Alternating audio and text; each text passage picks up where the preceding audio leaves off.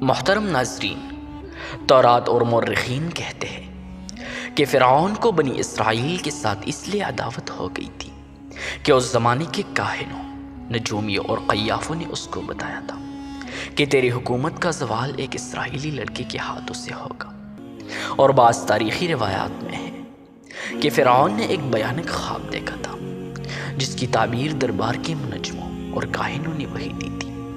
جس کا ذکر ابھی ہم نے آپ کے ساتھ کیا۔ مفسرین نے بھی انہی روایات کو کتب تفسیر میں نقل فرمایا ہے۔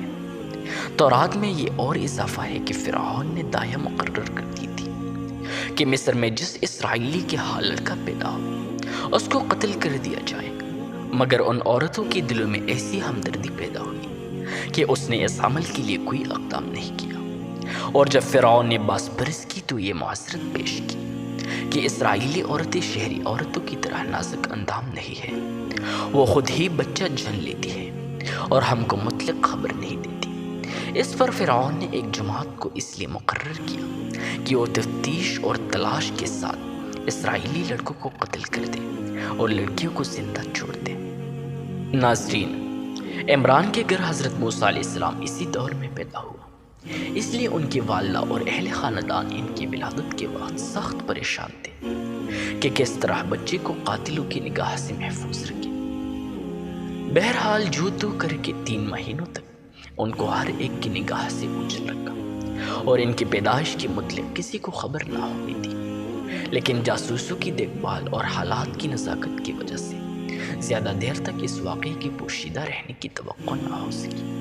اور اس لیے ان کی والدہ سخت پریشان رہنے لگی۔ اس سخت اور نازک وقت خدائے قدوس نے مدد کی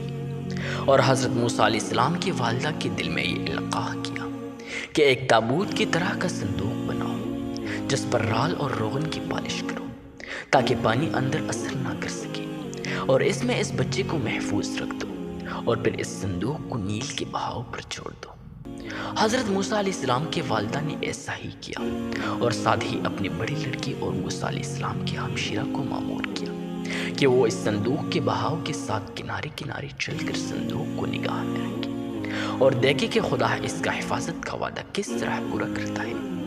کیونکہ موسیٰ علیہ السلام کی والدہ کو خدا تعالیٰ نے یہ بشارت پہلے ہی دی تھی کہ ہم اس بچے کو تیرے ہی جانب واپس کر دیں گے اور یہ ہمارا پیغمبر اور رسول ہوگا۔ محترم ناظرین، حضرت موسیٰ علیہ السلام کی ہمشیرہ برابر صندوق کے بہاؤ کے ساتھ ساتھ کنارے کنارے نگہداشت کرتی جا رہی تھی کہ انہوں نے دیکھا کہ صندوق تیرتے ہوئے شاہی محل کے کنارے آ لگا، اور فرعون کے گرانے میں سے ایک عورت نے اپنے خادموں کے ذریعے اس کو اٹھوا لیا اور شاہی محل میں لے گئی۔ حضرت موسیٰ علیہ السلام کے ہمشیرہ یہ دیکھ کر بہت خوش ہوئی اور حالات کی صحیح تفصیل معلوم کرنے کے لیے شاہی محل کے خادماؤں میں شامل ہو گئی۔ محترم ناظرین، قرآن عزیز نے اس شاہی خاندان کی عورت کو فرعون کی بیوی بتایا ہے، اور تورات کے حصے خروج میں اس کو فرعون کی بیٹی کہا ہے،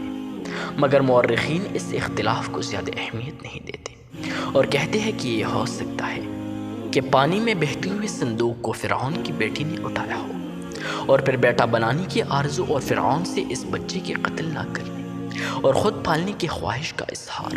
اور فرعون سے سفارش فرعون کی بیوی آسیہ نے کی ہو۔ محترم ناظرین، قرآن کریم کی اسلوب بیان سے بھی یہی ظاہر ہوتا ہے، کیونکہ اس نے موسیٰ علیہ السلام کو دریا سے نکالنے والے کے متعلق کہا ہے فَالْتَقَطَهُ آلُ فِرْعَوْنَ، اس کو اٹھایا فرعون کے گھر والوں نے، اور بیٹا بنانے کی آرزو اور اس کے قتل نہ کرنے کی سفارش کرنے والے کے متعلق فرمایا وَقَالَتِ امْرَأَتُ فِرْعَوْنَ، اور فرعون کی بیوی نے کہا۔ یہی حضرت ابن عباس رضی اللہ عنہ سے منقول ہے۔ بہرحال فرعون کے گھر والوں نے جب صندوق کھولا تو دیکھا کہ ایک حسین اور تندرست بچہ آرام سے لیٹا ہوا انگوٹھا چوس رہا ہے۔ فرعون کی بیٹی فوراً اس کو محل میں لے گئی۔ فرعون کی بیوی نے جب بچے کو دیکھا تو باغ باغ ہو گئی اور انتہائی محبت سے اس کو پیار کیا۔ محل کے شاگرد پیشہ میں سے کسی نے کہا کہ یہ تو اسرائیلی معلوم ہوتا ہے اور ہمارے دشمنوں کے خاندان کا بچہ ہے، اس کا قتل کر دینا ضروری ہے، کہیں ایسا نہ ہو کہ یہی ہمارے خواب کی تعبیر ثابت ہو۔ اس بات کو سن کر فرعون کو بھی خیال پیدا ہوا۔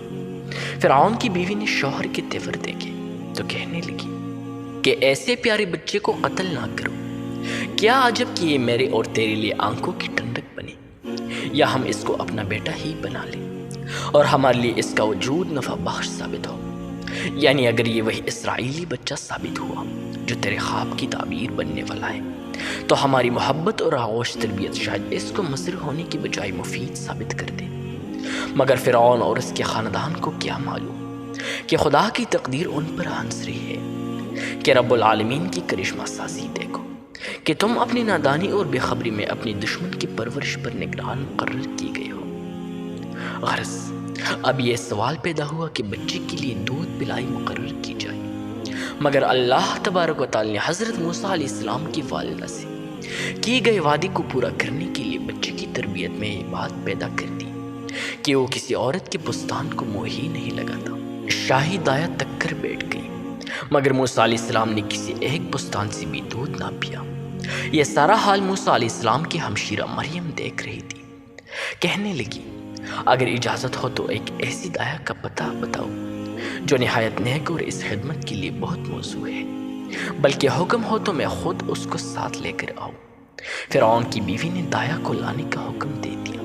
اور موسیٰ علیہ السلام کی ہمشیرہ خوش گھر کو روانہ ہوئی کہ والدہ کو لے کر آئے۔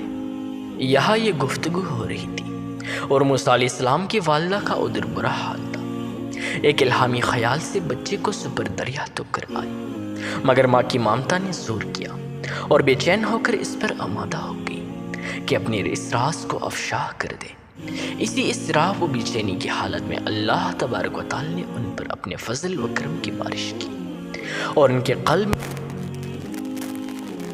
اب لطیفہ غیبی کا انتظار میں چشم براہ تھی کہ لڑکی نے آ کر پوری داستان کہہ سنائی اور بتایا کہ جب موسیٰ علیہ السلام نے کسی دایا کا بھی دودھ نہ پیا تو میں نے کہا اسرائیلی قبیلے میں ایک نہایت شریف اور نیک عورت ہے، وہ اس بچے کو اپنی اولاد کی طرح پرورش کر سکتی ہے۔ فرعون کی بیوی نے یہ سن کر مجھ کو حکم دیا کہ فوراً آپ کو لے کر آؤ، یہ ہم پر خدا کا بڑا احسان اور فضل و کرم ہوا۔ اب تم چل کر اپنے بچے کو سینے سے لگاؤ